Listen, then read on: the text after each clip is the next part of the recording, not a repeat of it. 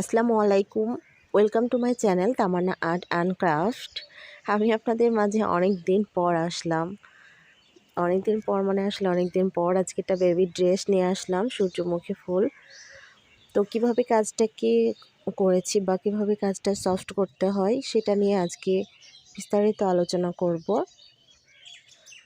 পুরোটুকু জানতে ভিডিওটি না কেটে প্রথম থেকে লাস্ট পর্যন্ত আপনারা দেখতে থাকুন, কারণ আপনারা কাজ করতে যে সমস্যাগুলো ফেস করে থাকেন সেগুলো নিয়ে যেহেতু আলোচনা করব, কেটে দিলে হয়তো পুরোটা বুঝতে পারবেন না। তো এইখানে হচ্ছে আমি সানফ্লাওয়ার মানে সূর্যমুখী ফুল যেহেতু আঁকতেছি, তো আমি যেহেতু এখানে কোনো আগে এঁকে নিইনি, আমি শুধুমাত্র তুলির সাহায্যে আমি রং দিয়ে ফুলের একটা শেপ বানিয়ে নিয়েছি।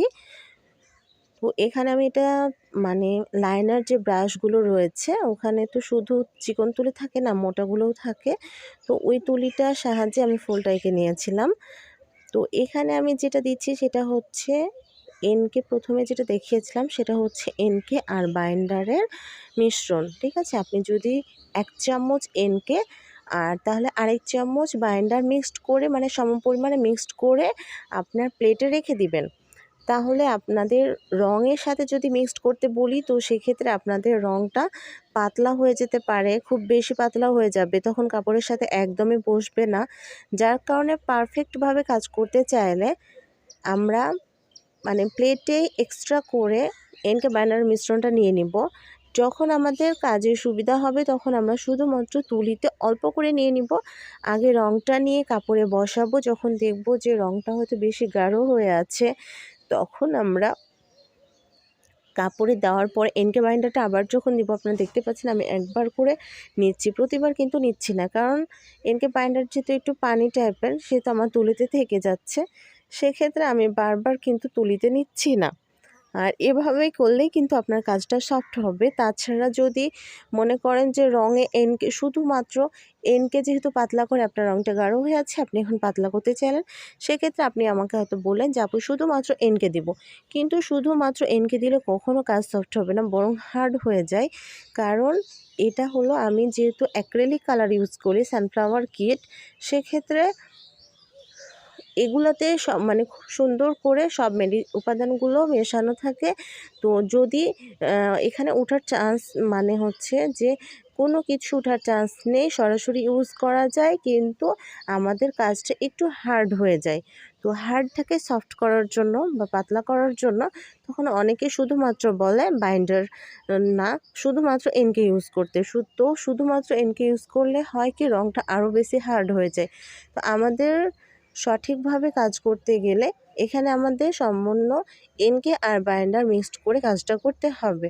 তো এখানে আমি যে রঙটা ব্যবহার করেছি সেটা হচ্ছে মানে হলুদের মধ্যে 2টা রং পাওয়া যায়, একটা হচ্ছে গোল্ডেন ইয়েলো আর একটা হচ্ছে লেমন ইয়েলো। প্রথমে নিচের যে মানে ইয়াটা রয়েছে সেটা হচ্ছে লেমন ইয়েলো মানে হালকা কালার হলুদের মধ্যে। তো আমি যখন সবগুলো পাপড়ি ফুল যখন আমি হলুদ দিয়ে করে নিয়েছি তখন মনে হচ্ছে একটার সাথে একটা মিশে আছে। তো এরকমভাবে করলে তো আমাদের ফুলের যে আসল শেপ সেটা বোঝা যাবে না, তার জন্য আমি তারপরে যে গোল্ডেন ইয়েলো কালারটা রয়েছে সেই কালারটা দিয়ে পাপড়িগুলো করেছি, এবং যার মধ্যখানে আলাদাভাবে হাইলাইট করার জন্য আমি এখানে অরেঞ্জ কালার ইউজ করেছি। এখন যদি আমি শুকানোর পরে যদি করতাম তাহলে আমার ওই রঙটা আরেকটা রঙের সাথে মিক্সড হতো না। আপনারা একটা জিনিস খেয়াল করবেন, একটা রঙের সাথে যদি আরেকটা রঙ মিক্সড করতে চান তো সেক্ষেত্রে আপনাকে অবশ্যই রঙটা শুকোনোর আগেই আপনাকে করতে হবে। আর যদি ওই রঙটা ঢেকে আরেকটা রঙ দিতে চান তো সেক্ষেত্রে আপনাকে কাঁচা অবস্থাতে মানে না শুকিয়ে কাজটা করবেন। হয়তো অনেকে বলে আপু হোয়াইট পেস্ট ইউজ করেছেন কিনা, এটা যেহেতু এটা সাদা কাপড় সেহেতু আমার এখানে সাদা বেজের কোনো দরকার নেই। সাদা বেজ আপনারা তখনই দিবেন। এখন আমাকে কেউ এসে বলে আপু বাদামি কালারটা কি ডার্ক কাপড়, আপু পেস্ট কালার কি ডার্ক কাপড়, আমার কাছে মনে হয় যে আপনি আগে নিজে এক্সপেরিমেন্ট করে দেখবেন। যখন দেখবেন যে না আপনার সরাসরি রং বসছে না, ইটস ওকে, তখন আপনাকে অবশ্যই এটা সাদা বেজ দিয়ে কাজ করতে হবে। যখন দেখবেন যে আপনার রং ফুটছে না, অনেক সময় দেখা যায় যে অনেক লাইট কাপড়েও রং ফোটে না। সেক্ষেত্রে একটু সাদা বেজ দিয়ে দিবেন। সাদা বেজ বলতে হোয়াইট রেডি এক্রামিনে সাদা রং বলতে আসলে কিছু নেই। হোয়াইট পেস্টটাকে ইনকে বাইন্ডার মিক্সড করেই হোয়াইট পেস্ট তৈরি করা হয়ে থাকে। সেটাই তখন আমরা বলি যে সাদা রং। ঠিক আছে? তো আপনারা যদি বাসায় অনেকে হয়তো ঠিকভাবে বানাতে পারে না, কিন্তু হোয়াইট পেস্টের সাথে আপনি কতটুকু এনকে বাইন্ডার দিলে আপনার কাজ করার উপযোগী হবে সেই অনুপাতে। কারণ আসলে অনুপাত বলতে কিছু নেই, এজন্য যে বাজারে অনেক সময় হোয়াইট পেস্ট খুব পাতলাভাবে তারা তৈরি করে আমাদের সেল দেয়, আবার অনেক সময় অনেক গাঢ় করে। এখন আমি যদি আপনাকে বলি ১ চামচ হোয়াইট পেস্টের সাথে হাফ চামচ এনকে হাফ চামচ বাইন্ডার দেন, তখন দেখবেন যে একদম পানি হয়ে গেছে, তখন দোষ আমার হবে। এজন্য কাজ করার ক্ষেত্রে অনেক সুবিধা অনুযায়ী আপনাকে কাজ করতে হবে, সেটা আপনি নিজেই বুঝতে পারবেন। আমি প্রত্যেকটা পাপড়িকে হাইলাইট করার জন্য যখন যেভাবে যে রঙটা ইউজ করতেছি, আপনারা একটু খেয়াল করলে আশা করি বুঝতে পারবেন। কারণ ফুলটা তো একদম ইজি, তেমন খুব কঠিন নয় যে আপনাকে এত বেশি প্যারা নিতে হবে। তো যেহেতু আমার একটু বেবি ড্রেস, আমি একটু মানে ফুলগুলো একটু বড় করার চেষ্টা করেছি যেন সুন্দর লাগে দেখতে। যার যেটা ইচ্ছা, যেভাবে ইচ্ছা আপনারা ফুলগুলো আঁকিয়ে নিতে পারেন। শুধুমাত্র সফট করার ক্ষেত্রে আমার ওই টিপসটা ফলো করবেন, আলহামদুলিল্লাহ অনেক বেশি উপকার পাবেন। মনে হবে যে কাপড়টা একদম পেনটা কাপড়ের সাথে লেগে আছে। এখানে আমি মধ্যখানে যে বীজের মতো যে কালো কালো অংশটা থাকে সেটা দেখানোর চেষ্টা করেছি।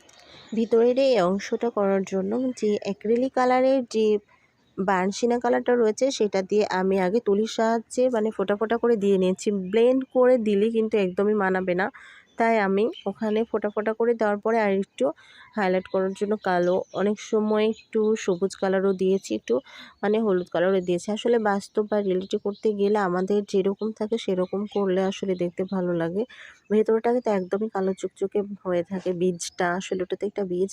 তো সেক্ষেত্রে আপনারা একটু দেখবেন, তাহলে আপনারা মানে খুব সুন্দরভাবে আঁকতে পারবেন। সবসময় চেষ্টা করবেন প্রাকৃতিক কিছু আঁকতে গেলে যেন আমাদের কোন জায়গাটা কেমন কালার একটা থাকে সেটা যদি ফলো করা যায়, তাহলে আমাদের কাজ কিন্তু খুব বেশি সুন্দর দেখায়।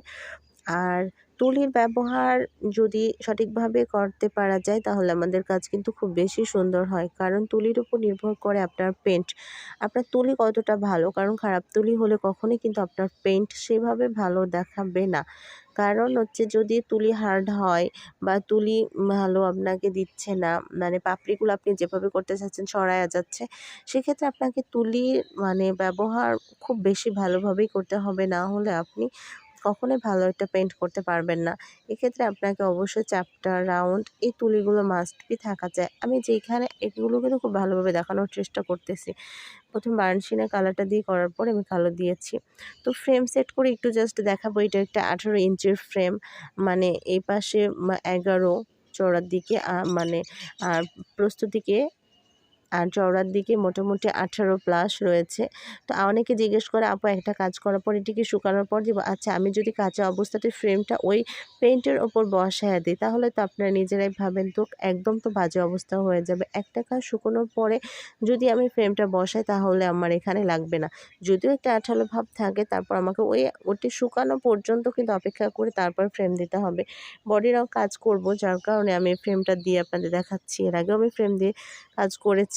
তো এই যে নিচে ফাঁকা অংশ রয়েছে, হয়তো এখন অনেকে কী করবে, কাজ শুরু করে দিবে, কিন্তু আমি কাজ শুরু করে দিলে একটা রিস্ক থেকে যায়। কারণ এটা যেহেতু সাদা কাপড়, আমাদের অন্য পাশে রং চলে যাওয়ার সম্ভাবনা 90%। সেক্ষেত্রে আমি একটা এক্সট্রা কাপড় দিয়ে নিয়েছি।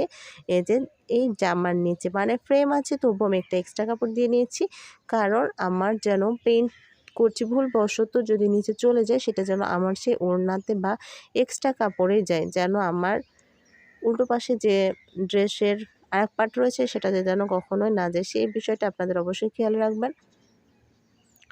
তো এরকম নিত্য নতুন ভিডিও পেতে অবশ্যই আমাকে কমেন্ট বক্সে জানাবেন। আমি চেষ্টা করব আপনাদেরকে নতুন নতুন ভিডিও দেওয়ার জন্য।